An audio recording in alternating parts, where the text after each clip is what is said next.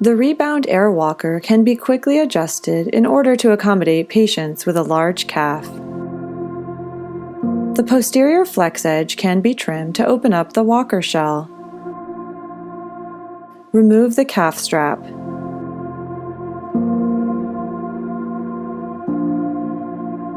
Using a strong pair of scissors, trim down the flex edge on both sides until you reach the bottom hole.